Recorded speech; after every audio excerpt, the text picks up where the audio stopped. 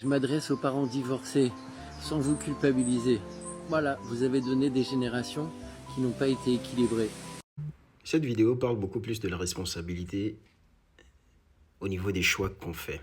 Et oui, vous avez cru être plus fort que le système mis en place par le maître du monde. Et non, un enfant a besoin de son papa et de sa maman. Sans le père et la mère, il n'y a pas de famille. Et si vous avez fait un jour un enfant dans votre vie en divorçant, ne soyez pas surpris qu'il y ait un déséquilibre. Oh, vous allez me dire, c'est pas tout le monde. Oui, mais quand même. Et comme toujours, les cas, les exceptions vont contredire. Ça n'empêche pas le fait que ce soit une généralité. En l'absence, d'un des deux, il y a des équilibres. La majorité.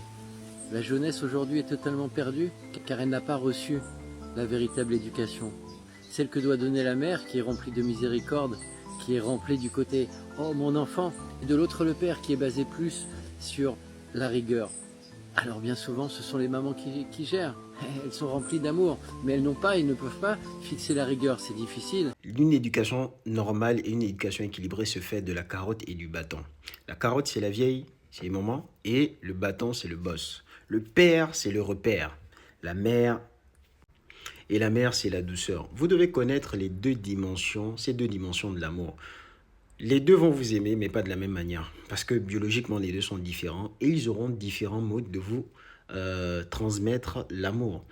L'un, ce sera la rigueur, parce que le dehors sera difficile lorsque vous serez adulte. Et l'autre, ce sera le réconfort. Parce que lorsque vous allez rentrer le soir, vous devez trouver un cadre bienveillant et un cadre propice pour que vous vous relaxiez. On se plaint beaucoup de la génération actuelle, mais la génération actuelle est faite de personnes, est faite de gens, est faite de nous. Ce sont nos choix. Ce sont nos choix, on peut accuser personne d'autre. Ce sont nos choix. C'est facile de mettre la faute sur l'autre lorsque les choses ne fonctionnent pas. Et c'est très difficile de mettre la faute sur soi. Mais c'est là où se trouve la vraie vérité. Tout ce qui se passe aujourd'hui n'est que le fruit de nos choix. Que chacun prenne ses responsabilités. Moi, je le dis toujours. Fonder une famille, c'est le deuxième plus grand projet d'un être humain. Après Dieu, lorsqu'un homme ou une femme décide de fonder une famille, c'est un projet. Au-delà de tout ce que vous pouvez ressentir lorsque vous voulez fonder une famille, si vous voulez avoir des enfants, c'est un travail à plein temps en dehors du travail que vous aurez à plein temps à l'extérieur. Vous devez savoir ça.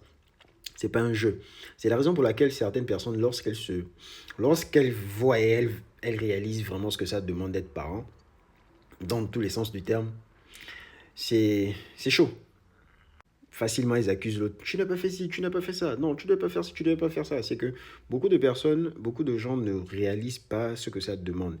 Vous devez être à 200% l'un comme l'autre. Si vous n'êtes pas à 200%, il s'agit de former des êtres humains à la vie active. Vous pensez que c'est quoi? Un jeu. C'est pas un jeu. Et l'origine de tous ces dégâts, c'est ça. On n'investigue pas assez, on ne fait pas assez d'enquête sur les personnes avec qui on veut fonder une famille. D'accord? On ne regarde pas. Déjà, beaucoup ne savent pas quelles sont les bases sur lesquelles elles ne peuvent rien changer, elles ne doivent rien changer. C'est-à-dire les bases. Quelles sont leurs bases, celles qui sont intransigeantes?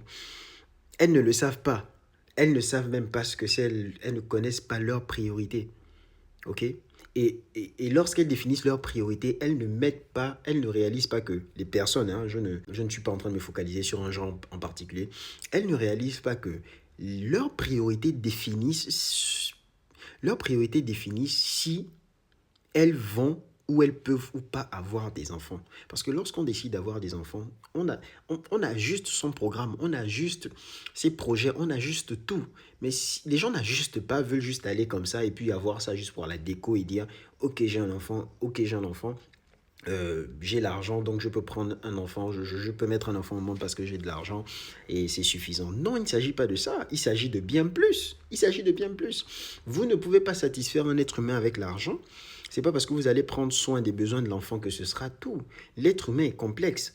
Alors votre enfant sera complexe. Vous-même, vous êtes complexe. Pourquoi vous voulez réduire les besoins de quelqu'un que vous décidez de faire venir au monde juste aux finances? C'est vrai que les finances, par exemple, ont une part à jouer. Mais pas seulement ça. Les finances permettent de renforcer et de faire entrer les autres parts qui font partie de la complexité de l'enfant ou des enfants que vous voulez faire, ou de la famille que vous voulez fonder. C'est pas un jeu.